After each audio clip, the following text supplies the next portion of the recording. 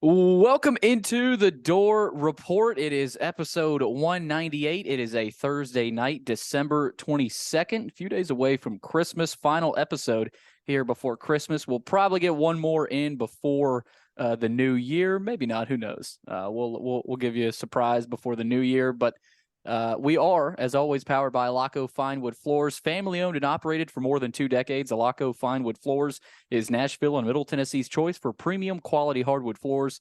Since 1995, Jimmy Alaco and his army of employees have embodied the approach of taking pride in one's craft and providing superior customer service, growing from a one-man shop to a team of 23 professionals who share the founder's passion for quality craftsmanship and customer satisfaction. If you are interested in contacting them, find their headquarters at 2505 Winford Avenue over in Berry Hill, or give them a call at 615-356-0303, or log on to alacofinewoodfloors.com. Alaco Fine Wood Floors, serving Middle Tennessee's hardwood flooring needs since 1995. Will, no Trevor today. No, I think we've done 4, maybe 5 with Trevor, but now we got one without Trevor, a little more traditional, but we'll look forward to getting Trevor back in the saddle with us. But Will, this is probably the most free-form podcast we've ever done with zero prep. But I don't think we need a ton of prep because a lot of recruiting class we've already learned about. We've already talked a lot about a lot of these guys. So this will be an overview of the signing class. It'll be probably a little bit different tone than last year. I think we were really high in the class last year, deservedly so, having a top 35, top 30 class after a year like that. But now this is where it gets a little bit tougher, Will. You know, you don't have as many spots. So we'll talk about all of that. But Will, early thoughts on the class would be, okay, this is going to get tougher. This is where your vision is there. It's fully there. You've got a couple wins to sort of sell to recruits, but that adds an added element of everybody else is winning too.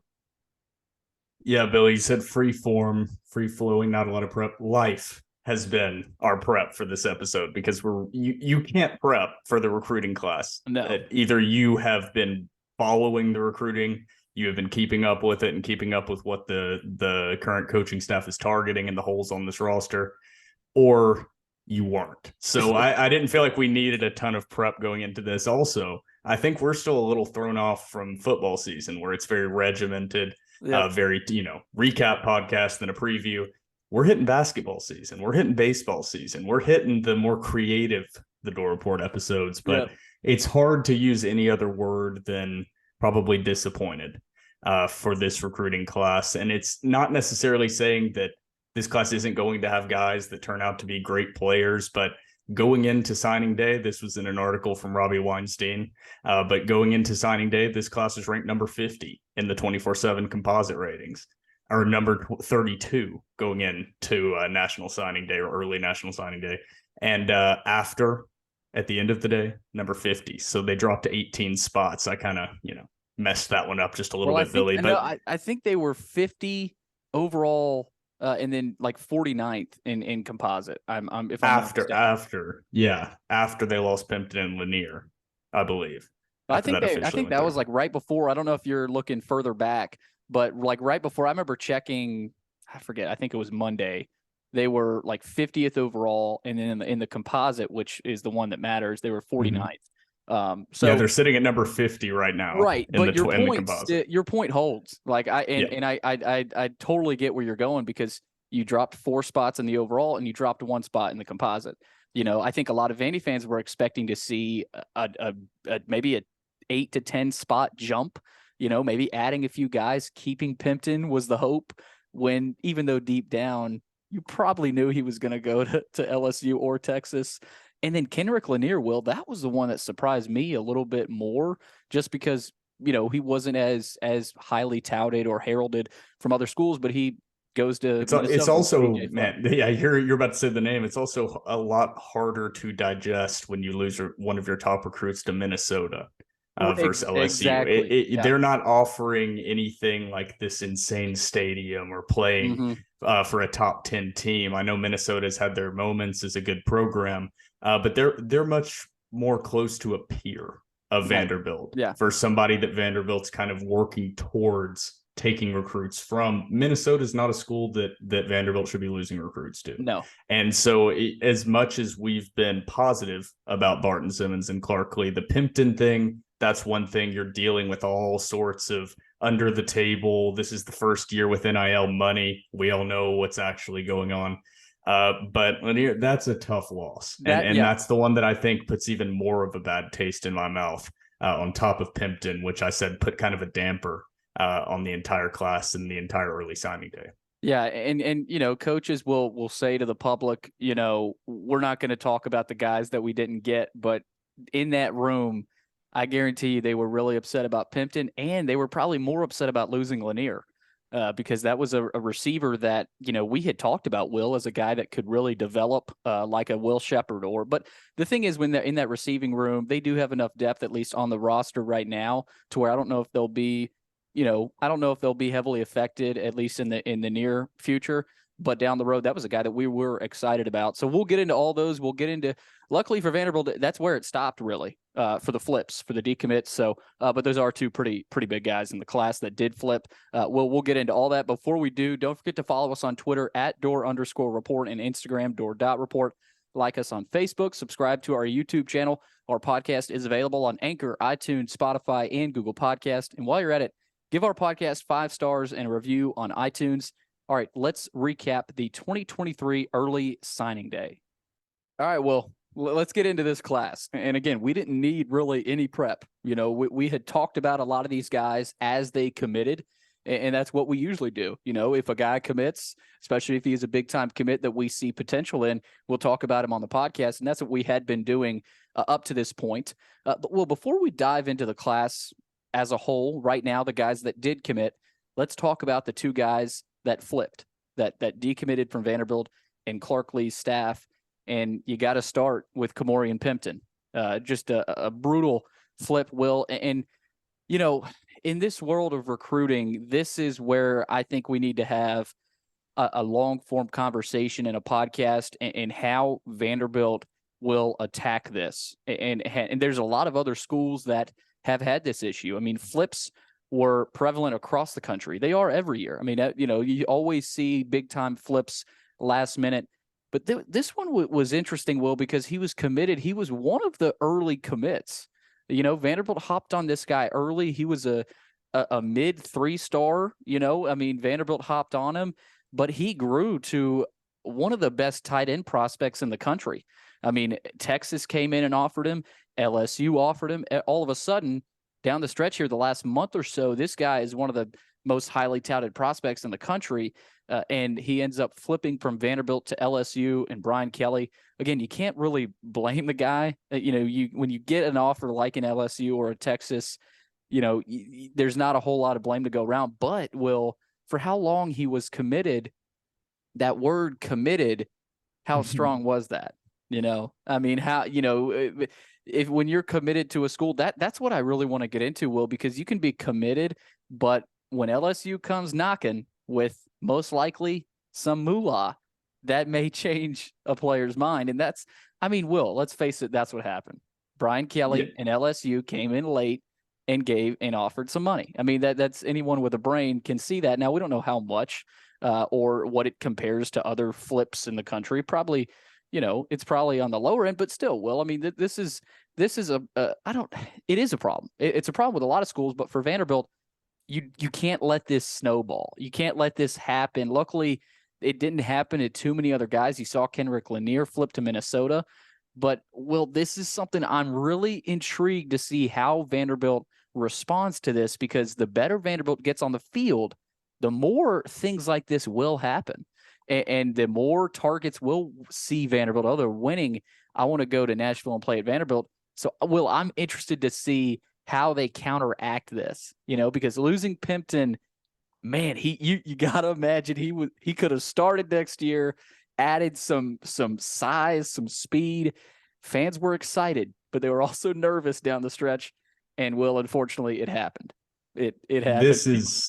Billy, we all saw this. This is like, I brought it up, and Trevor always likes the analogy of being the significant other that's been cheated on multiple times in multiple relationships. And as Vanderbilt fans, that's what we are. And that is why we saw this Pimpton decommitment and committing to another school coming from miles and miles away. It's why I didn't get excited when you guys were talking about the Pimpton highlights a couple episodes ago, because I just didn't buy into it. But a point you had made is about he was committed. He was an early commit. And commitments, I mean, in the modern NCAA, mean virtually what does nothing. that mean? Yeah. I mean, a verbal commitment has always meant almost nothing. But now once they actually put pen on paper and sign with your school, what does that mean? We went over the numbers with the transfer portal this year, like 25% or 20% of all athletes in NCAA Division I football entered the transfer portal, or FBS Division I football entered the transfer portal. And guys are doing that multiple times throughout their career. So you had the number one recruit from the recruiting class last year that was number 32. He's gone. I mean, you can look at all of this, but it's really the guys that you can keep and maintain and keep for years and develop and build within the program. You are in the modern NCAA landscape, which is perpetual free agency, Cutthroat. Perpetual recruiting. It's just like the NFL, but there are no contracts and no salary caps.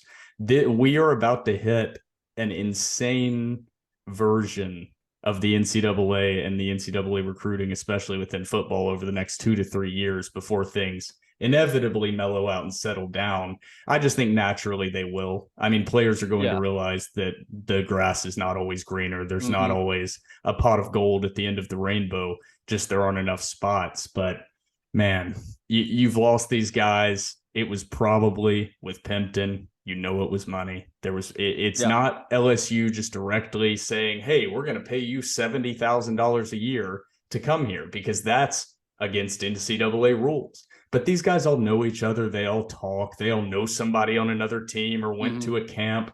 They know what these collectives are paying every single scholarship player on that athlete on that team, and especially the superior and best athletes on that team. I mean, they can ask the current players and figure out what's going on. I mean, there's so much gray area. It's like when we were talking to the Anchor Collective guys, I used that phrase and they said something about where the NCAA rules are actually black and white. And I said, they're really, really not, because it says what you are supposed to do and what you are supposed to not do. However, it doesn't define how they're going to enforce it, what actually is involved in making inappropriate guarantees of money towards recruits or towards players in the transfer market.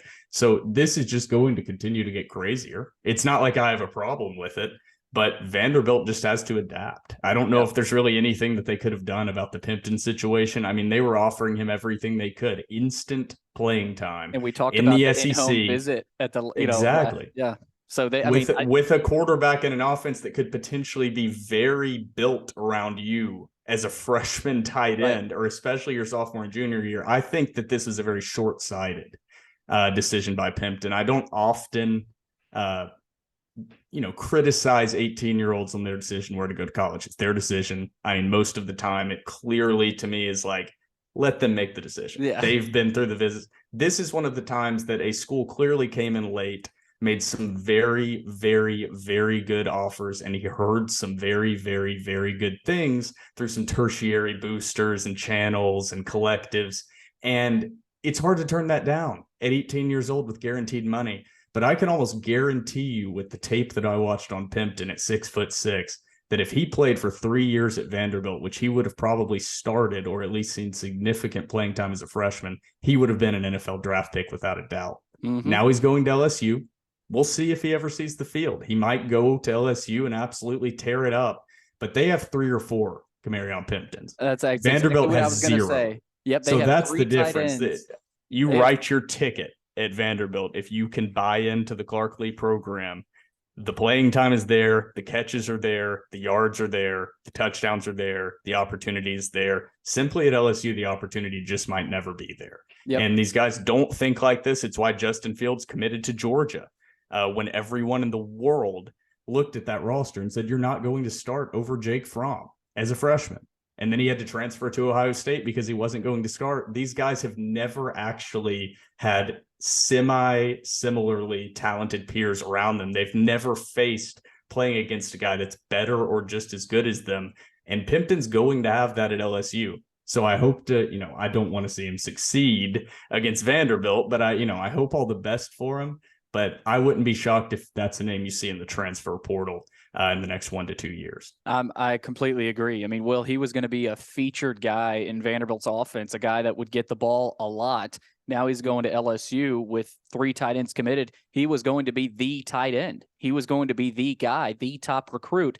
He goes to LSU. Who knows what happens? Of course, good luck to him. But, hey, it's going to be a little bit tougher. And now Vanderbilt has 0 tight ends. So. Exactly. So, Will, we'll talk about this down the road of this podcast. I think tight end is a position they do probably need to attack in the portal. I mean, you're looking at Justin Ball and who else? Will Cole Spence, a guy that will also be coming up as a sophomore. So I think there's like a hybrid type guy in this class that, if he put on more weight, could be a tight end. Cam Johnson, I think he is 6'. He's huge. And I think that is what he can be. But I do think at the tight end spot, they probably need some immediate help. And we'll get into more of that down the road, Will. So Ka'Morreun Pimpton has flipped to LSU. Will, the next guy is Kendrick Lanier. And this, we talked about it in the open, a little bit more surprising. I mean, he was a guy, of course, longtime commit of Vanderbilt and a guy that was sort of, rising up the charts and was one of the highly rated prospects in the class. He goes to Minnesota. And that was interesting because you head up to a school where for more than half the season, it's going to be in the 20s and 30s and probably lower at certain points in the Big Ten. So, good luck catching footballs up there. Me and my brother were talking about it. We were talking about how would you turn down Nashville, the SEC, and a quarterback like Swan, and you choose Minnesota in the ice cold Big Ten, sort of the frozen tundra of college football. And I always like to talk about offer sheets, Billy, as well. Yep. But you're talking about choosing the location, but he didn't have the most impressive offer sheet in Lanier. He had good tape. I watched his huddle highlights or whatever and really liked what I saw. He's got okay size. I think he's 6'1.5". But his offer list outside of Vanderbilt and Minnesota is in the Power 5 is Georgia Tech, and that's it. Yeah, it's not so great, there are no other Power 5 offers. So it's a little bit different than Pimpton. It was just really disappointing to see a guy that scratching. It was very out of the blue, and then it's Minnesota. Yeah, I mean, you're going to fucking Minnesota, right? Like, and Vanderbilt, I mean, you could argue that was the best offer he had. I do think you could argue that. Georgia I think Vanderbilt's a better offer than Minnesota. Yeah, I mean, Georgia Tech had a down year. Minnesota was down from where they've been at least. And yeah, sure, they've had Rashad Bateman, some decent receivers come in, but it's not like this is some sort of SEC monster who has, a tradition of producing NFL wide receivers. I mean, this is a solid program, but to turn down Vanderbilt late in this process and choose Minnesota, it was just head scratching. I mean, especially a Vanderbilt program that can point to things like having the 2 all-time SEC receptions leaders and having Will Shepherd, who has gotten a ton of national attention on social media. Yeah, let me say this, Will. This might have been a situation where he looks at Vanderbilt's receivers and says, Shepherd, McGowan, there's a lot there. Maybe Minnesota came in and said, Quincy Skinner Jr. Yeah, maybe that we could point to this, kind of, twist this as a positive, saying maybe he looked at Vanderbilt's receivers and said, I'll get more playing time at Minnesota. Maybe that was there. I don't know. But I think there's always positives and negatives here. Of course, you don't want to lose a guy to anybody. You'd like to keep your class intact. But I do think, Will, to not let this snowball, they only signed 20 guys. They have 20 guys signed so far. Last year, what was it? Almost 30? I mean, it was a huge class. They had to do that, by the way. Yeah, 27. Yeah, so 27 last year as opposed to 20 this year. I think that is a positive in a way because you don't have as many spots. And, you're not having to sign as many guys, but this is where it becomes harder because you are selling to wins, but you're at the point where in the SEC, you're last in the SEC. 54th overall, according to 24/7, 50 in the composite. So then again, Will, this is a developmental program. That I don't know that rankings are really going to tell the whole story, at least down the road. But at this point, Will, you look at Kendrick Lanier, Ka'Morreun Pimpton, you don't want to lose those guys. But at the same time, you still have London Humphreys, a local kid who is a stud, who we'll talk about, and another receiver in Junior Sherrill, who is a stud as well. So I don't know that is as Duran Parish as well. There's some receivers in this class. There's also receivers on the roster right now that we like. Will Shepard, Ka'Morreun Carter, all those guys. That's a pretty solid receiving core right now. So will you look at that loss?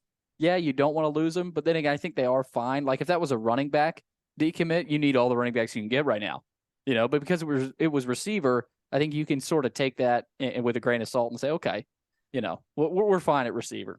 Yeah, receiver is one of the few positions, maybe the only position on the roster right now that you kind of have set who is going to play next season. I mean, outside of, you're always going to have a few guys rotating in that are younger on occasion, but you basically know that Quincy Skinner Jr. and Will Shepard are going to be your 1 and 2 the entire season on almost every single snap, and your slot guy is going to be Jaden McGowan.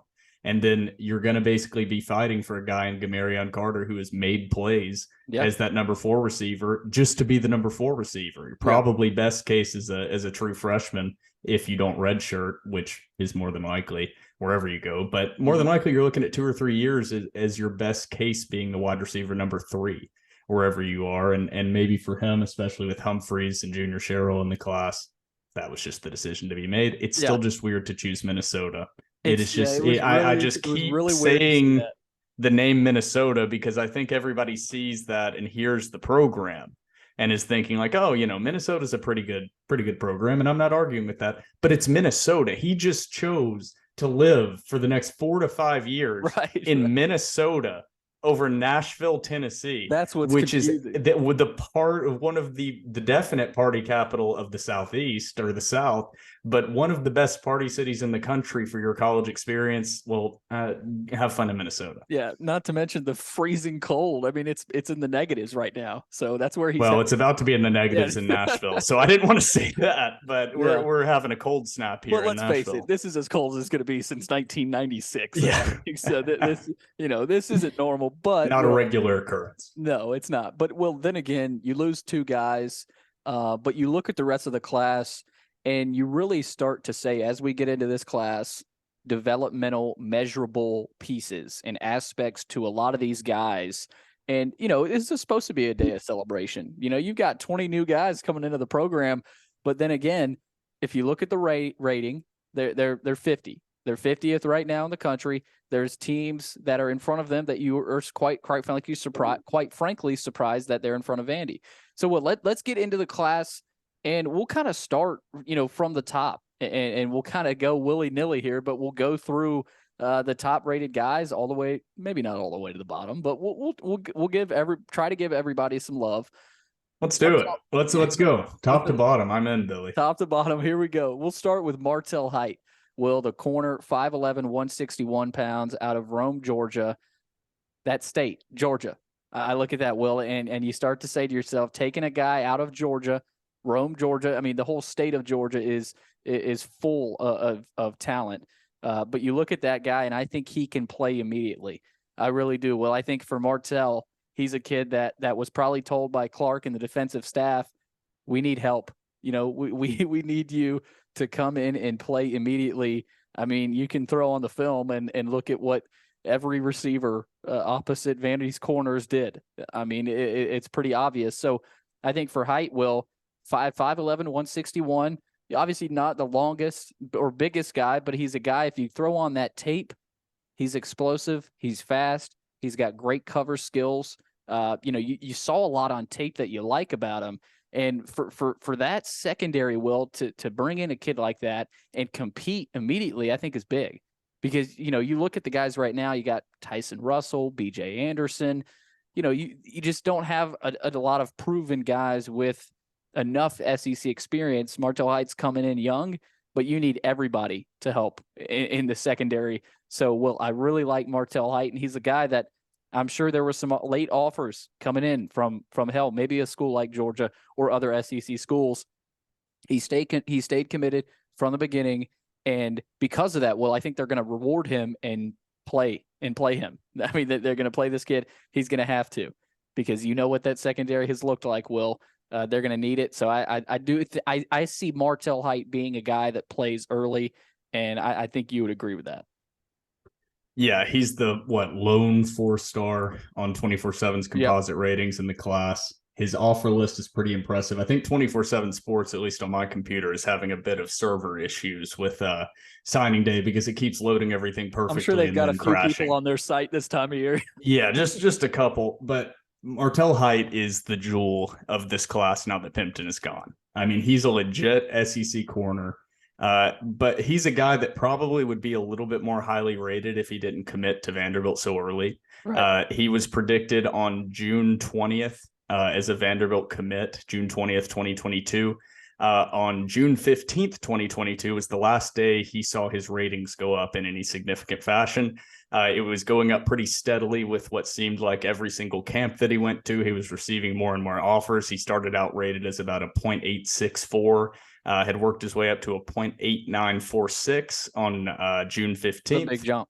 And then he obviously he was predicted or crystal balled to commit to Vandy on the 20th of June. He committed on July 7th, I believe. And since then, his current rating is a 0.8943. So he has gone down since he committed to Vanderbilt because, of course, they fluctuated it up just slightly by 0.1 just to say that it has gone up after a Vanderbilt commitment, so that if you put that in a database, it wouldn't show that it was an immediate decline. It was just a plateau. But this is why the ratings are dumb. Because you said something about Pimpton being a mid 3-star and then started getting a lot of offers and a lot of attention. A lot of that was what he put on film, but just skyrocket. And I'm sure his rating's going to continue or had continued to climb as there was more buzz around him committing to LSU. Height is legit.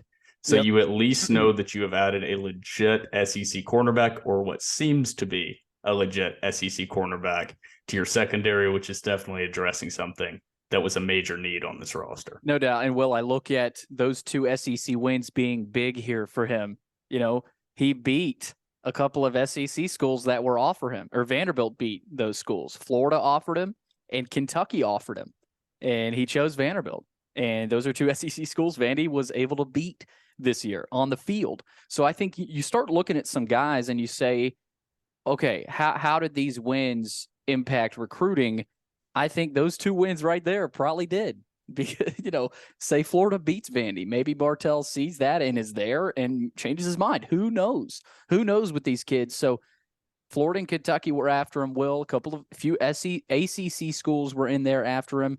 Originally a Louisville commit. Yep, that's right. So he decommitted from Louisville to Vanderbilt. And Louisville is a program that's trending high right now, getting Jeff Brom, who I'm sure probably tried to contact Martel late in the process. So Martel Hight, 4-star, the lone 4-star in this class, Will. One of the better prospects in the state of Georgia. I think a top 40 player in Georgia. To get him, Will, is huge. So let's move on to London Humphreys from Nashville, Tennessee. Christ Presbyterian Academy wide receiver, 6'2", 195, 3-star, Will, 88 rating on 24/7. This is a kid I'm really excited about, and I think every Vandy fan should be. His track measurables, Will, are insane. I think he ran a 10.7 100 meter, and that is very solid, especially for a football player that I think just sort of ran track for the hell of it. Like, I'm fast. let me run track and dominate, and that's what he did, Will. But on the field, I feel like every Friday night I was seeing a new London Humphreys highlight, a new touchdown, a kick return. His team, he played on a very successful high school team. I think that makes an impact. You've got the winning tradition there at CPA. But, Will, this is another guy that I think can play early, because you look at, who knows if he's in the slot where they put him, but this is just a kid that's that athletic, and it really is a freakish athlete that he's going to play. He's going to find the field because he is that athletic, whether it's on special teams, in the kick return team, in the punt return team. However he can find the field, he's going to find it, because he's one of those guys, Will, maybe it's not at the receiver position, but if not, he's going to find some time on special teams because he's that athletic, that fast, and he's got those skills. But I look at this guy, Trevor, I think tweeted, Will, he said, bookmark this tweet. London Humphreys is going to be an all SEC receiver in a few years. I agree with that. I think he's got that type of potential because you look at him. Well, I don't know how much film you've seen of him. The kid's fast. I mean, he's got unbelievable speed. So he's another guy, and we'll throw Junior Sherrill in there now. Will both those receivers, local products who decided to stay home.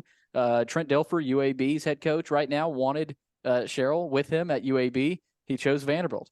So obviously it's probably not not a very hard decision choosing Vanderbilt over UAB at this point, but still, I mean, to fend off Dilfer, who has been trying to flip guys the past couple of weeks, I think that's big. So Will Humphreys and Sherrill probably in the slot, most likely behind McGowan. Both those kids are going to contribute early, and it's pretty easy to see after watching their tape.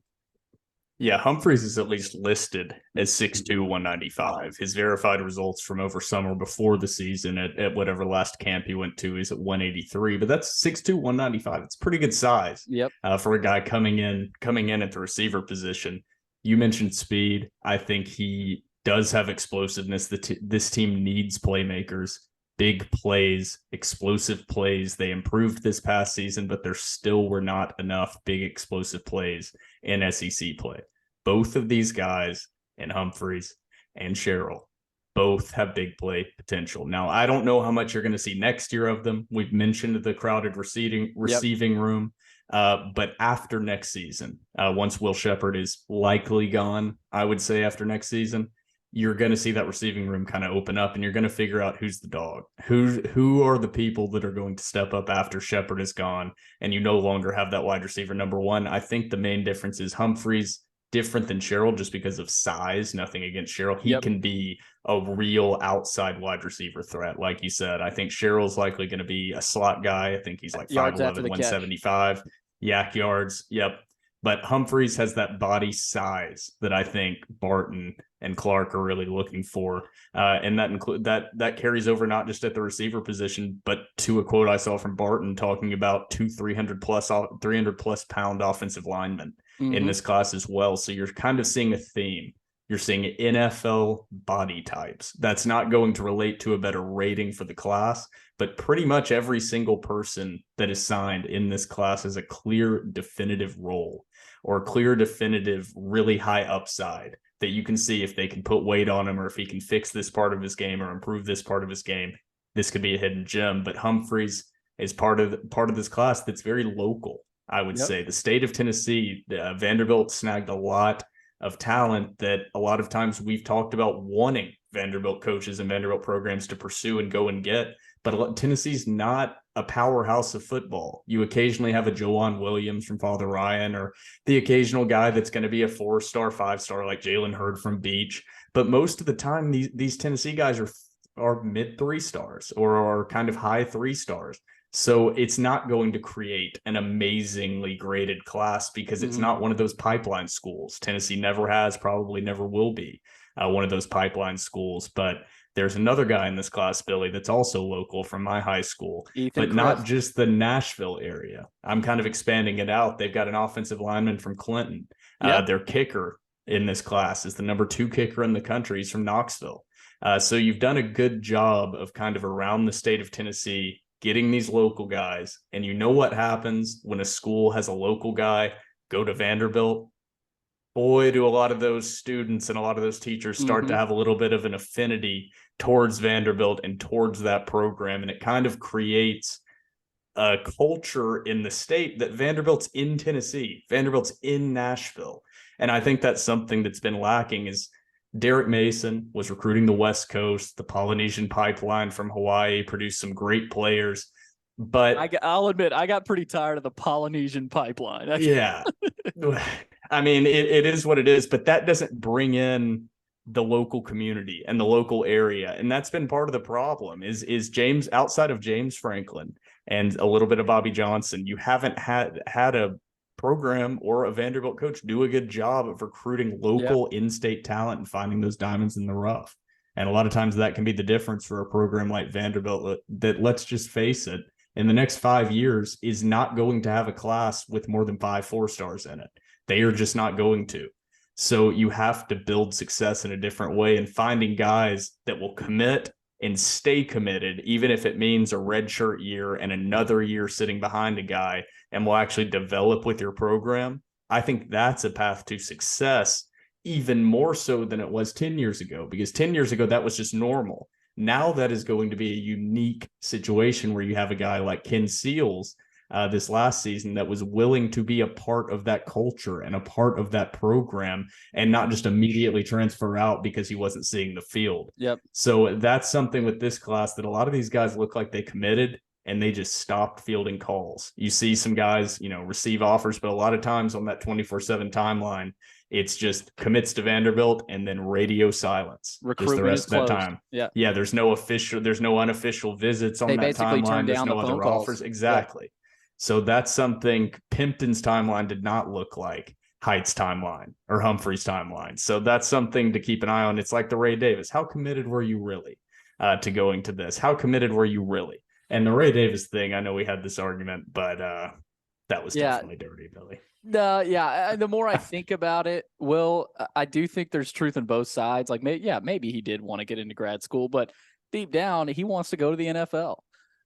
And Kentucky, a school like that, they produce some NFL running backs, and I do point to more. I've leaned in your direction after that, but then again, I mean, who really knows what happened? I mean, we don't know exactly what happened, but I do think Kentucky was probably tampering, probably immediately after his performance in Lexington.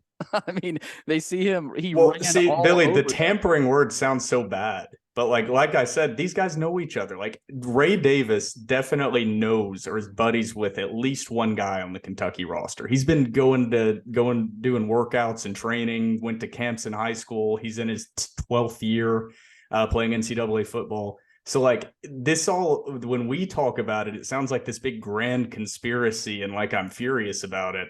But it's just a natural thing that's going to happen, which is what makes the NCAA so silly.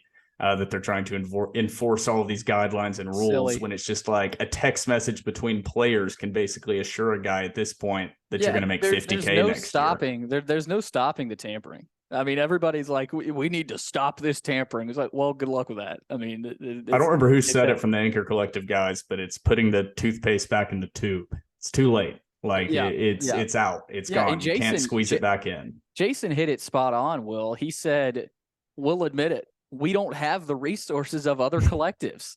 We don't. We're a Vanderbilt collective, but their vision is there, and at least a collective is there, so that that's there.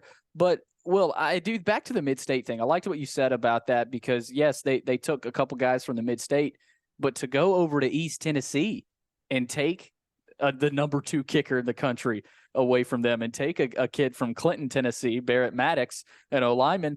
That's saying something, I think, that they want to try to take kids from East Tennessee in that area. So I think that's something to be impressed with. But, Will, a couple other receivers in this class, Parish, a kid from Biloxi, Mississippi, and then Ka'Morreun Johnson.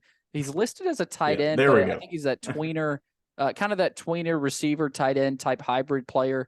I know we mentioned him at the top, but 6'5", 215. But, Will, on Parish, he's a 4-sport athlete.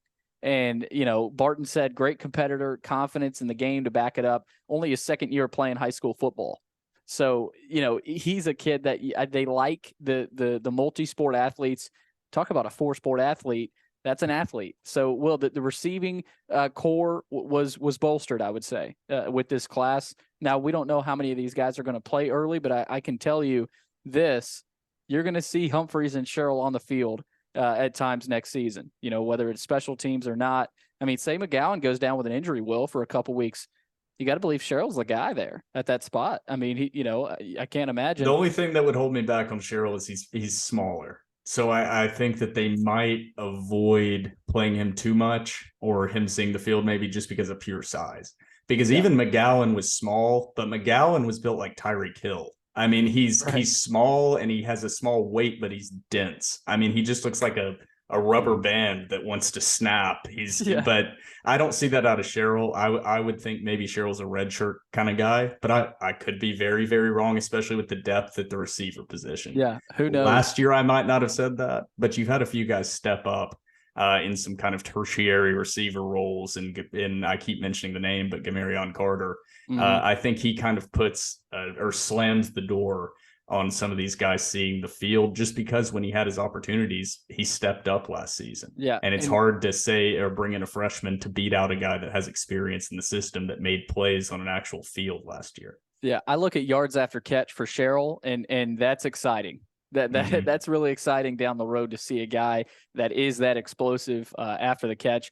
Well, let's go to running backs. This was a great class for running backs, just in terms of the amount of running backs that you signed. And they got a couple of late commitments from A.J. Newberry, a guy that we talked about, as well as Diego Benson, a guy that I think Vandy fans should be excited about as well. All three of those running backs, Will, from the state of Texas. So I think that's pretty impressive. Diego Benson, a guy, they're all pretty similar in size. He's 6 foot, 200 pounds. Same for A.J. Newberry, 6 foot, 200. And then Cedric Alexander, a little bit smaller, 5'8", 190. So, you're getting some different styles there with the running backs. But let's talk about this, Will. How does this recruiting pickup of running backs impact the depth at running back? Because before these commits, take these 3 commits out, you've got Chase Gillespie and Patrick Smith. And that's really it. I mean, you could say Dylan Betts-Polly is also in there, but realistically, you've got those 2 guys at the top, Gillespie and Smith, who are going to get carries next year. But now you throw in some talented freshmen, Cedric Alexander. You've got A.J. Newberry, a guy that I think fans should be excited about, and Diego Benson. Clark said in the press conference, well, 1 or 2 of these guys are going to play early. We're going to have that. I mean, that's what he told them, and he told the media that. He said, we're going to find out that 1 or 2 of these guys are going to have to play early for us. Now, does that mean they don't go after a running back in the portal? Maybe, maybe not. I do still think they should be very active in the portal at running back after Ray Davis heads to Kentucky. By the way, that week 5 game, Will, in Nashville, that could get spicy. Did you see CJ Taylor's tweet about that Taylor, one? He said, he quote tweeted, I forget what he exactly said, but he basically said, "I'm going to knock you out." Like he said something like, "Good luck, dog," except September 23rd or whenever that date of that game is. I saw some comments from fans. They got me fired up. They're like, "Stick them," and so, well, that's going to be fun. That used to, and Elijah McAllister is at Auburn. That is going to be the Kentucky game. Going back to that, Elijah McAllister to Auburn. But man, you add on the Ray Davis thing to walking into Kentucky last season and beating them. I mean, you just tack on to a game that already probably would have been pretty chippy, because whenever Vanderbilt beats a team the next season, the game is always chippy. Because they've been thinking about it and hearing about it. But now, now add in Ray Davis and that whole situation to a Kentucky roster that's probably going to be pretty shitty outside of Ray Davis. I mean, they lost their 2 best offensive players from this roster. I know they got the quarterback they signed from NC State, but I don't know. I haven't seen a ton of there have been individual situations where the transfer portal has yielded great teams that are built through the transfer portal. But it's rare. It's very rare, and I don't see it happening when both your quarterback and running back are just 1-year rentals. Kentucky's trajectory is going downhill right now. I mean, we've seen it, Will. Mark Stoops had it pretty high. After this year, what are they? 6-6 finish, 7-5, and you lose to Vanderbilt. And now you're bringing in some rentals. You're basically telling them, "Hey, we need you guys to perform it and go out there." Mark Stoops is feeling it. He's feeling it because you had a top 3 quarterback prospect that basically you just pissed away a whole season with him as the starting quarterback, awful. and you were bad. Like that is a target on coaching, and I think this is pretty desperate, is what they're doing with the Ray Davis thing. And Billy, I mean, it just has a bad taste in my mouth. I know it does for all the players with how that went down. They're going to be ready to play come September 21st. I think that's the date there, Will. So that's going to be fun. And Vanderbilt could be, 4-0 before that game or 3-0? I forget Very what it much. is, but I mean, if they beat Wake, I think they'll be 3-0 heading into that Kentucky game. All of a sudden, there's a lot of hype around that game, Will. So, but you said Elijah McAllister. Yes. I didn't want to, because I wanted to go into that. The reaction and attention and how it has been perceived. That's a guy doing it the right way. That's the guy doing it without necessarily tampering, or at least aggressive public tampering. The right way is not tweeting, "I'm putting my name in the transfer portal," and 30 minutes later tweeting, "You have an offer from Kentucky." And then your dad basically putting out that you're going to Kentucky. that is one of pretty the most. obvious. If the NCAA doesn't investigate and look at that and do something with tampering, it is a true free for all. It was in our faces. Like, you can't be more publicly tampering with an opponent's player than what happened with that Ray Davis situation. Yeah. But Elijah McAllister did it the right way. And so I think that there's been a lot less of a hostile, and I don't even think it was that hostile. Vandy's fans are pretty reasonable. Yeah. I would say for the most part, we're a pretty docile fan base compared to other SEC schools.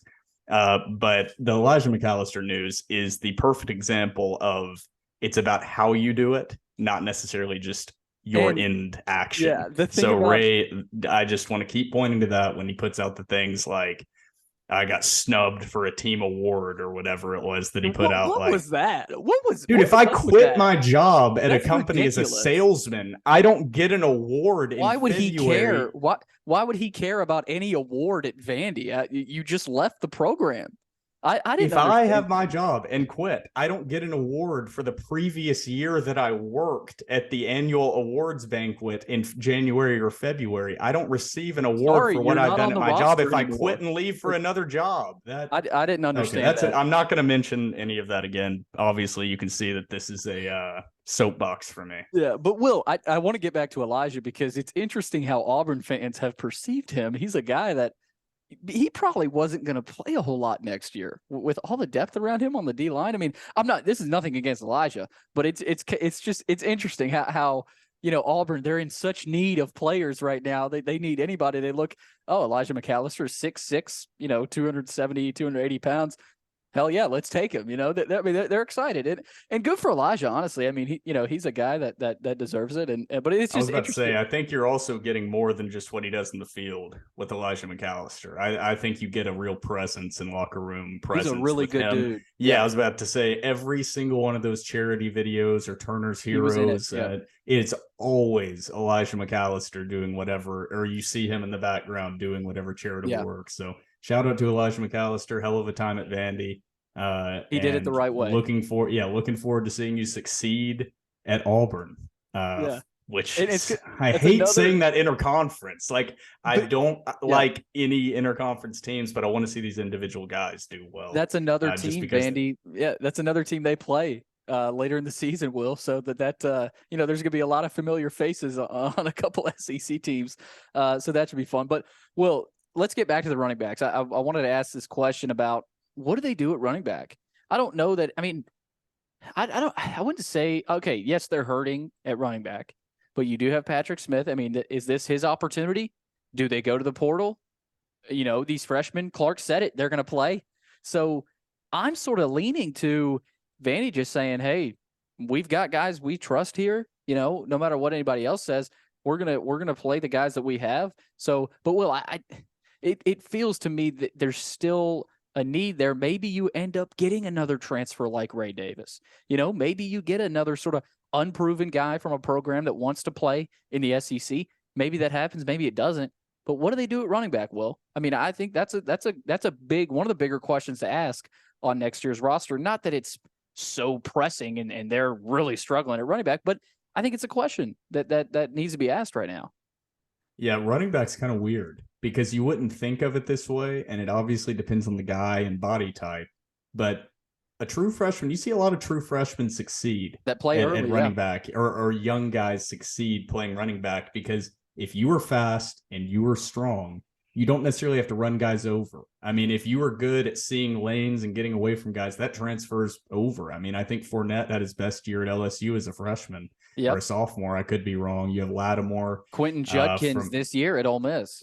Yeah, I was going way further back than you, but Lattimore at South Carolina. I mean, running back to me is one of the few positions outside of kicker, maybe punter, and maybe even quarterback that you can point to and say you see consistent contribution from freshmen. So you have Patrick Smith. I think he is going to be the bell cow next year. We'll see if he can hold up. I expect big things from Patrick Smith. I think he is and was, even with Ray Davis on the roster, by far the most explosive big play potential running back. Because you go back and watch Ray Davis's film, and I'm not trying to hate it, he does not have that next year an explosive turn the corner speed. There are a lot of times in that Kentucky game when you watch, and I know Kentucky has a good defense. He's a Zach Stacy type back. Zach Stacy had home run speed, man. He's slower than Zach Stacy. But there were multiple times that all he had to do was get the corner on a safety. And every single time the safety ran him out of bounds, the backer was able to get an angle. Patrick Smith with some of the same holes, give him as many carries as Ray Davis. I think next year, knowing he's going to be the guy without the stupid 3 or 4 game suspension to start out the season, I think Patrick Smith is going to have a hell of a year next year. And I think we're a little caught up in the modern NFL and seeing the constant rotation of backs in the backfield. But you saw Ray Davis this last season. I mean, he took 80, 90% of the carries. I think Patrick Smith can take 70 or 80%, Gillespie and the 3 freshman running backs all competing for those remaining carries. And I think some of these freshmen are going to be involved. And we'll see which one of these guys emerges as the pass catching back out of the backfield, because that is a unique skill to be able to come out of that backfield and catch those quick swing passes from Swan and catch those screen passes and turn them upfield. So we'll see. But I think Patrick Smith is probably the guy. And I don't know. Do you think they're going to go in the transfer portal? Well, because for me, I don't expect them to. But I could be horrifically wrong. At this point, I'm leaning no. Well, I would say, I mean, I don't know that I would count it out, but I'm leaning towards let Patrick Smith be the guy. Give him the opportunity. And you've got those freshmen. You know, you've got Chase Gillespie. Also, Will, let me say this. You mentioned Swan. I couldn't wait to get to this because I think this plays a role in Ray Davis leaving. Last year, the quarterback for, let's face it, most of the year was Mike Wright. And you've got Mike Wright at quarterback. Okay, if you've got Mike Wright at quarterback, a guy that, let's face it, can't throw, you've got to have a running back that's a bell cow that can get yards, that is just a punisher. That was Ray Davis. Ray Davis leaves. Now, Will, who's the quarterback? It's A.J. Swan. This offense is going to change. This offense is going to look totally different. You've got A.J. Swan. So, Will, I think Vanderbilt is moving towards a totally different style of offense. Hence, you've got different running back styles that come in, and you've got AJ. They're going to want to throw the football, Will. So they have to. Because last year, Billy, remember, we think about the pass catching, but you're losing Schoenwald and Bresnahan, who were incredibly good blockers, especially Schoenwald. So you can't line up in 2 tight end sets and just power run the football out of the eye or out of these read option sets because A, you don't have Wright, but B, you're losing basically 2 more experienced big offensive linemen that you can stack on either side of the line or split off. And so you don't have that anymore. So you have to redesign your offense. You're not just going to be able to run and overpower pretty much anyone next year. I think the O-line can do a lot, and I think they will be very successful, especially against non-SEC opponents. But I think that's something at the tight end position that's being lost, is I think even with Pimpton, that you are going to lose a lot of the reason why the offensive line was able to have the success it had last year. I'm not trying to take anything away from the Grease gang. They were solid last year, especially for a Vanderbilt O-line. But Schoenwald was a machine. He was basically another O-lineman. I mean, he made dudes look silly. That was a grown man blocking college kids. And Bresnahan was a grown man blocking college kids. You don't have that anymore. So it's a lot more on the O-line, but that's kind of the whole, more than anything, that's going to shape how they can run offense and how they can design this offense with Joey Lynch, on top of not having an experienced quarterback sitting behind Swan. So you really don't want to get him hurt. But Billy, I do have a question. Have you seen anything about Seals? I didn't see his name enter the transfer portal. Everybody's assuming he is gone. Yeah. But I mean, that would change what I just said from saying you don't have any experience behind Swan and you don't want to get him hit to you have a very experienced backup quarterback in his, 4th, 5th season or 3rd, 4th What season. I have heard, and of course these may be rumors, but what I have heard through the grapevine is that he is intending to graduate. So, I mean, but maybe he says, hey, I'm graduated. Let me stay for another year of my eligibility at Vanderbilt and sit behind Swan. I mean, I don't know, honest. It's crazy to look at Seals in his career because, you know, right now, I mean, I love the guy, man. I mean, he did a lot. He joined our spaces after they beat Kentucky, which is incredible. It was awesome. That was iconic. But, you know, you look at it, Will, and don't you want to play, Ken? I mean, I hate saying it, but it's like, man, but then again, if Swan gets hurt, he's in. But as Seals, he's had the realization. It seems like his dad is very involved and can kind of, that always seems to help a lot when you have parents that can kind of see the bigger picture. But I mean, you're one tweaked ankle. You're a guy in Swan that has had a concussion this most recent year from being on the field at an SEC program. Seals knows that he's not an NFL quarterback at this point. So he's probably going to have to transfer down to best case playing at a mid-major and competing for the starting job in a mid-major, probably winning it because he has a 4-star arm. I mean, he has a cannon of an arm. The decision-making definitely needs, questionable, I guess, especially against complex defenses. But with Swan, I mean, maybe he sits there, and I know he's probably going to enter the transfer portal after he graduates. But Ken, if you're listening, I mean, you're sitting there with a guy that's probably not going to make it through 100% of a season. We could use and I know you want to play. I understand that part of it. But one tweaked ankle, Ken. Yep. And you're playing SEC football, and there's just no other stage that you will ever have the opportunity to play on that will be bigger than that. So I think that could go from being your backup quarterback as a weakness and a freshman or tossing in a guy with no active snaps to saying you can basically just hand the keys to Ken Seals at this point. And I feel pretty comfortable with having him as the backup quarterback. And that opens up a lot for the offense to be able to do without the constant fear of saying, oh shit, we don't have anybody behind our starting quarterback with any type of experience. That's a nice added element, Will. I like that. Does Ken, I mean, I think that's a big question we still need to ask and see if that gets answered. But back to Joey Lynch, Will, I think he should be excited about what this offense could eventually turn into. You've got AJ Swan there. You've got your foundation piece. You've got enough depth at receiver. This is going to be a pass-heavy offense. I mean, they're still going to want to run the football, establish the run, but it's going, you're going to – Vanderbilt, they're not going to beat many teams, Will, just lining it up and run the football next year. That's what they were able to do this year.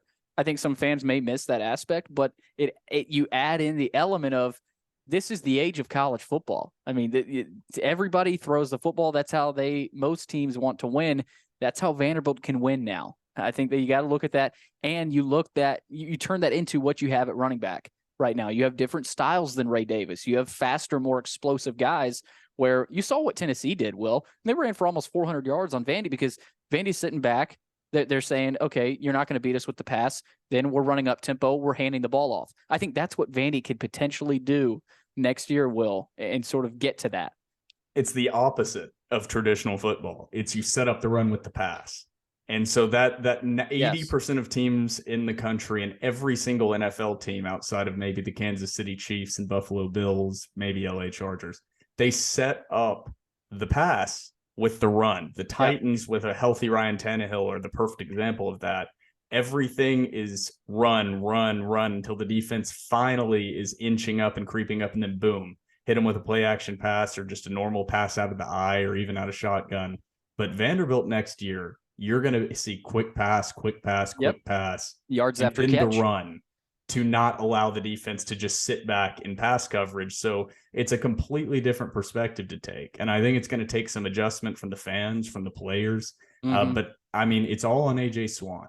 I mean, it's real. He is going to take a big step up in expectations from what we had of him last year, even when he was named the starter. I'm not saying that I'm going to be sitting here expecting him to go out there and be flawless.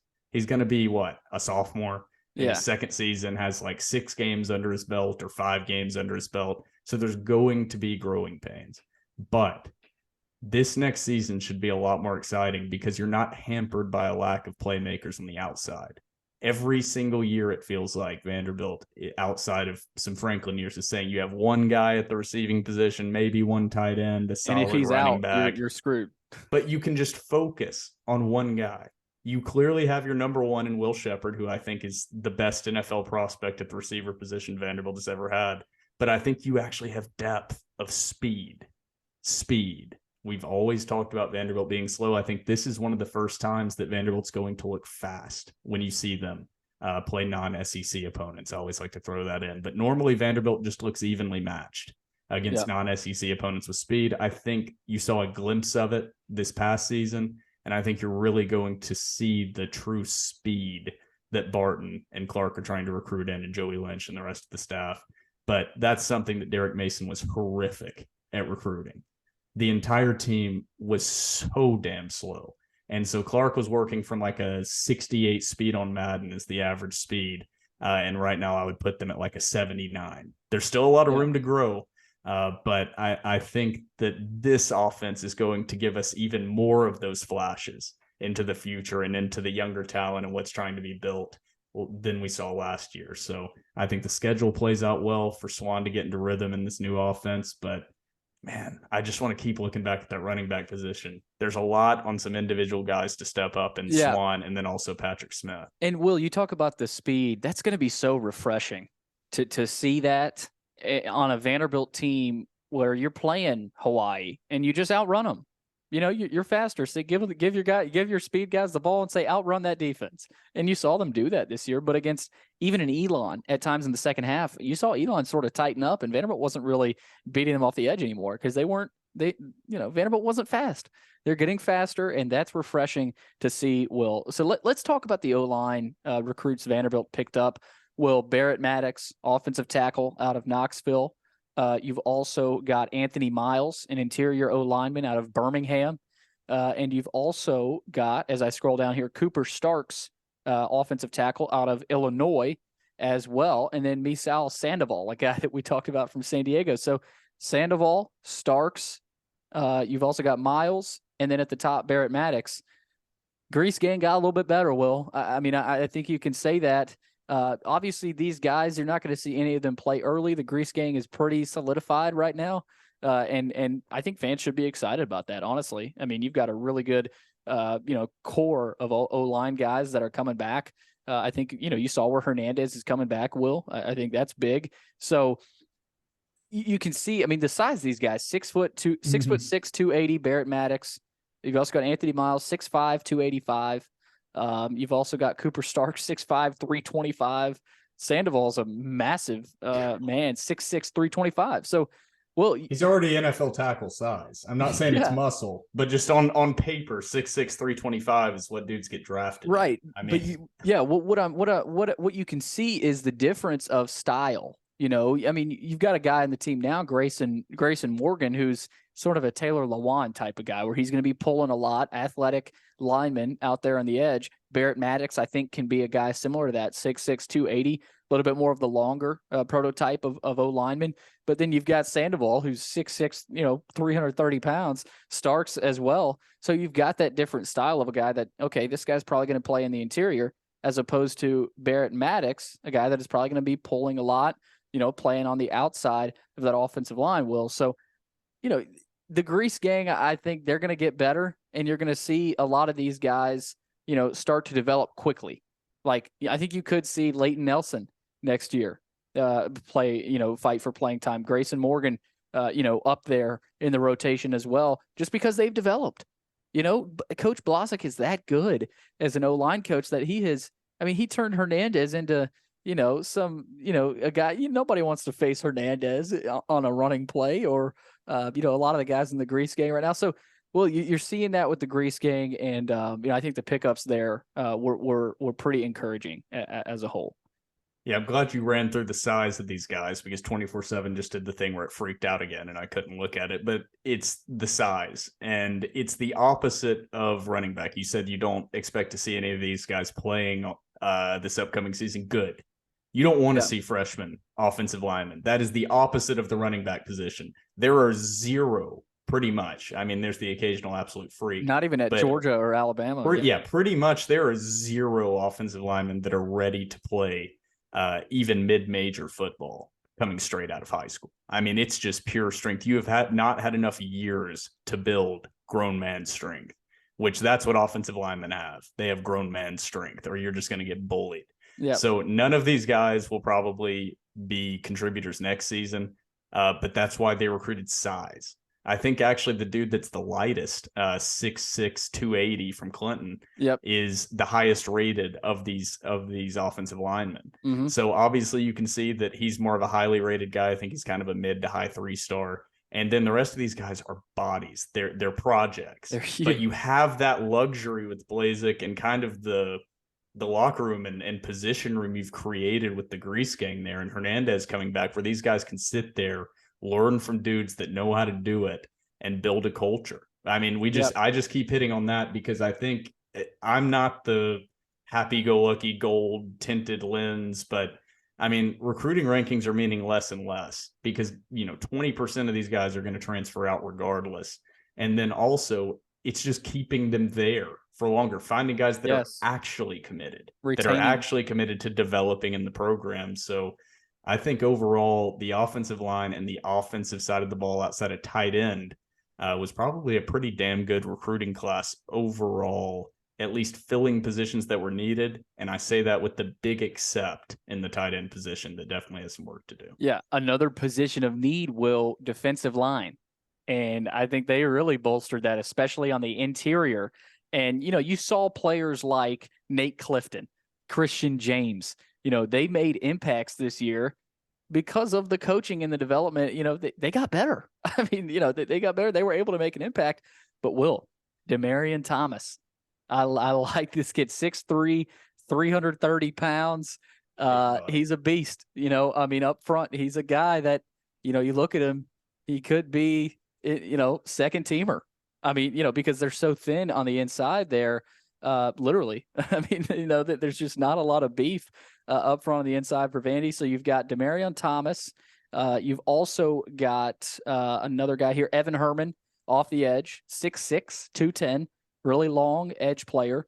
Jalen Ruth is a linebacker, Will, but he's going to be playing on the edge as well. But another guy that I'm excited about, Ted Gregor, D lineman, 6'6", 275 out of New Jersey. So, Will, you look at the guys that you could tell there was an emphasis on interior defensive linemen, run stoppers, and I think they got that. I think they got that in this class. Vanderbilt's fine on the edge right now. Well, I mean, we've talked about it. Darren Agu, Miles Capers, you've got guys off the edge there that you're pretty excited about and pretty comfortable with. On the interior, not so much so. I know nothing against Nate Clifton and Christian James and Miles Cecil. I know who is leaving, I'm pretty sure. But, well, you look at the guys they picked up, Ted Gregor, Demarion Thomas, just those two guys off the top of my head. Down the road, those guys could end up being pretty damn good run stoppers. I mean, just look, you mentioned size, Will, on the O-line. They have size on the D-line. I mean, rarely do you see a guy like Demarion Thomas. I mean, you just look at his body. We saw him in the in-home visit, Will. He's just as tall as Larry Black, and he's bigger. I mean, you see these guys, you say, man, they're going to make an impact on this roster. And, Will, when's the last time you saw a guy like Demarion Thomas commit? I mean, most of the time, if you've got a D-line commit at Vandy, he's an edge guy. I'm not going to say it. I was going to say Marcus Bradley, but I didn't that's an example, but no longer here. And so that, you look at it, Will, and you say, man, those guys I think can make an impact on the interior of the D-line.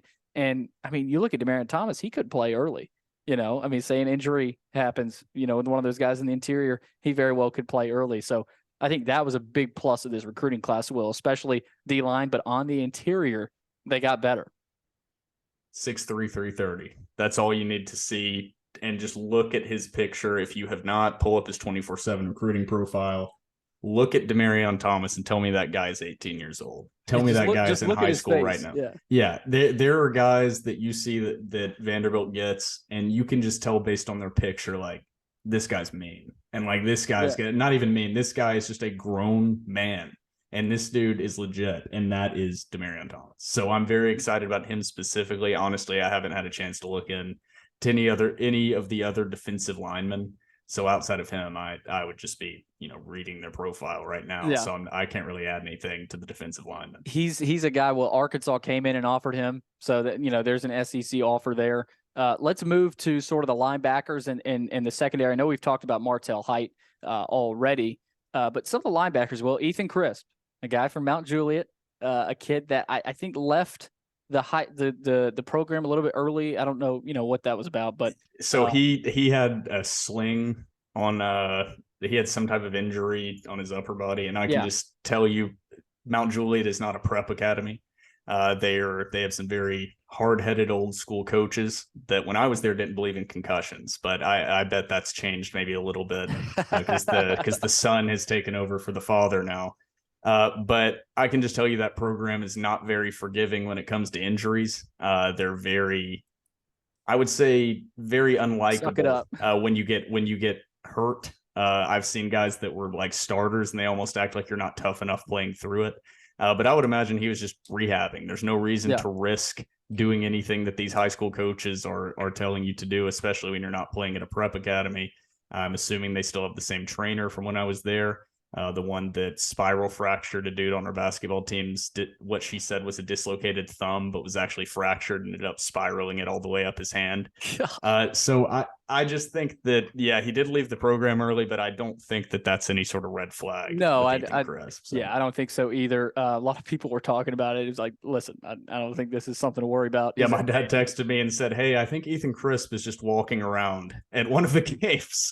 And I was like, is he not supposed to be on the sideline? So because I went to Mount Juliet. So rarely do we produce SEC talent at Mount Juliet High School. So it's nice to see one of the guys at least make it and be suited up in black and gold again. Yeah, because that is Mount Juliet's colors. He's staying in the black and gold at Vandy, and he's the biggest recruiter in this class of other guys. I mean, he is all over Twitter. I mean, I see his tweets every day. So excited about that guy. You know, he wants to play for his city in Vanderbilt and in the SEC. He wants to develop and play well. So I expect a big future out of that kid, Will. We had an interview with Ethan after he committed. We ran through some quick questions. He was a pretty fun interview. A lot of those times the guys are nervous, and you got to remember you're talking to a high schooler. So they are a little nervous, but he was actually a pretty good interview. If you haven't listened to that one, go back into our archives and give that one a listen. We've got a few other. I think we interviewed Grayson Morgan as well. So, you know, you've got those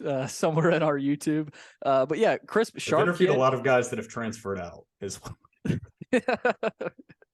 We need to stop interviewing recruits. But Will, Crisp, sharp kid, entertaining guy. I think he's going to be fun to watch. Jalen Ruth, a kid out of Florida, one of the later commits, Will, 6'3", 195. 3-star. He's ranked like right in the middle of the class. I think he's a kid with length. You know, you start thinking about guys like Zach Cunningham, who, you know, you start to sort of compare to. I think he's a guy that could turn into a good player. Also, Evan Herman, we talked about him on the edge and as well. So those are really the linebackers, Will. And other guys in the secondary, Dante Kelly, a kid from Mississippi, decommitted from Mississippi State late and flipped to Vandy. That's notable. Barton Simmons was all over this guy. Said he's going to be really good at Vanderbilt. Jalen Gilbert, a safety from Texas, Round Rock, Texas, long, 6'1", 185. And I think fans should be excited about him as well. Trying to make sure I don't miss anybody here, Will. I think we've covered everybody. Got Cam Johnson, Brock Taylor, the kicker, and one transfer, Will, Andreas DeCosmo, one of the better names out there, came from Stanford, linebacker. So that's something, Will, I do think we can kind of end it here with the portal. How much more active is Vanderbilt going to be in the portal right now? Because, you know, you've got this guy from Stanford. You got to believe tight end is going to be a position of need in the portal. They're going to pick up a tight end. I mean, you can almost book that. Running back, maybe, but, you know, like we talked about, Will, probably not. I mean, at this point, you've got enough depth there. And then other than that, Will, you got to believe in the secondary, you know, an immediate impact corner. You know, you got to believe a guy like Lucien type of guy comes in. So other than that, I can't really think of anybody else.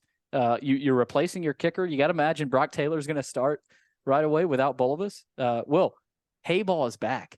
And that's something that is huge. I mean, he's an NFL prospect like right now. And he's Hayball is the biggest news returner, of returning because he is a punter. That's so Vanderbilt. That is so Vanderbilt. Punter is the biggest position that every single fan base outside of kicker, but I think everybody knows it with kicker that they do this. You only appreciate having a good punter once he's gone. Yep. Exactly. And I think kickers get more appreciation because they actually put points on the board. So you immediately notice it. But Hayball coming back, consistently flipping the field, and he did put points on the board. Yeah, you're right. But consistently flipping the field, I mean, 20 yards of field position he was every single time. You're pretty much guaranteed 95% of the time he's not going to shank the ball, which is the biggest thing and the biggest portion of being a good college punter is just punting it down the field and not shanking it 8 yards out of bounds and giving the opponent the ball with incredible field position. And I feel thoroughly confident in Hayball not shanking the ball directly out of bounds. So we've seen plenty of that in the past with Vanderbilt. Now a freshman kicker, even though the guy out in Knoxville, what's his name, Brock Taylor, even though he is the number 2 overall kicker on 247sports.com on their composite ranking. So that's pretty impressive in the whole country. There's only like 11 ranked, but still number 2. He's still a freshman. You could immediately tell he was the kicker in this class, looking at his pictures compared to everyone else's. But you really don't know what you have with kicker until you see him on the field. Yep. It's really the most, every single kicker can look pretty damn good in warmups and can look pretty good without any pressure on him. But even more so than quarterbacks standing out there in 7-on-7 and all these guys look incredible when they're playing in 7-on-7, not in pads. A freshman kicker, that is going to be a headache the entire year. But it's not like Bulovas was automatic last year. And that's so you're not going from he regressed. He was worse this past season. He killed Vandy. Than he was the year before. Yeah. He killed them. Yeah, he killed Vandy in a lot of spots. You know, we love Bulovas, but I mean, he was better 2 years ago. You know, I mean, so you look at that 2 years ago. And Hayball too, Will. I mean, it's weird talking about your punter with this much hype, but that's what we got to do right now. I mean, Hayball coming in. So, Will, that's it for the signing day wrap up. Of course, a smaller class than last year. But what it's going to start turning into right now, Will, is you look at developmental pieces, and this is a developmental program. They're never going to, you know, they're far off from having another top 30 class or top 25 class. I mean, you know, maybe they get there sooner rather than later, but I don't even think that really matters. I mean, they don't care about the numbers. Also there's sexy positions they weren't giving out scholarships to. So like for the most part, they weren't aggressively recruiting quarterback, which they hand out 4-star quarterbacks like it's candy. Yeah. Pretty much every quarterback outside of Mike Wright that Vanderbilt's brought in, outside of Mike Wright and Jacob Free, like the last 5 years has been a 4-star quarterback. I mean, Johnny Alan McCrary Walters was a 4-star. Alan Walters, remember him? Johnny McCrary. Kyle Shermer was a 4-star. He worked out. Yeah. AJ Swan was a 4-star. I mean, that's another thing. If you sign 2 quarterbacks in a class, your class is going to go up 10 or 15 spots. Also, just one last thing. Don't look too much at the 50th overall ranking. I know I started out by misquoting the rankings just to kind of set the stage for a little bit more negative slant, but number 50 is just number 50 in the composite rankings because they've only had 20 commits. If they had 27 commits, add on 7 more mediocre 3-stars that probably won't see the field till their senior year, if at all, and this class is ranked in the top 40. So they haven't given out a lot of scholarships. Remember, this is early signing day. I know it feels like every single player signs on early signing day now, but they have plenty of time to fill those positions. And tight end is an absolute. I mean, they are going to get 1, probably 2 guaranteed tight ends in the transfer portal. And they're definitely going to target something in the secondary. But don't get too hung up on the number 50 ranking. It's a small class that is calculated that every commit that you get is assigned a certain number of plus points to your overall composite score. It's not just saying your median or average recruit is the 50th in the country. Yeah. It's just it's a lot to do with class size, especially where Vanderbilt's sitting. It's why last season that was a pretty big class, 27 guys, and they were number 32 and everybody was praising it. But they did have some good guys in that class, but it was a big class and that helps you out. So this year is a smaller class. And so the ranking is a little worse, but I think there are some guys that can develop into very productive pieces for this team. And I think there are some instant impact guys that we've gone over as well. No doubt about it. And will anybody looking at that number 50 ranking and being demoralized, if you're a Vandy fan, you need to sort of recheck yourself. If you're demoralized at a number 50 recruiting ranking, you probably haven't been a Vanderbilt fan for long, and you're probably not going to last long. If this national signing day and early national signing day really hurt your heart too much, good luck, man. Yeah, good luck being a Vandy fan, because that's happened pretty often. So, all right, that'll do it for episode 198. Everybody have a Merry Christmas and a Happy New Year if we don't have another podcast. For Will Byrum, I'm Billy Derrick. You've been listening to The Door Report, powered by Alaco Fine Wood Floors.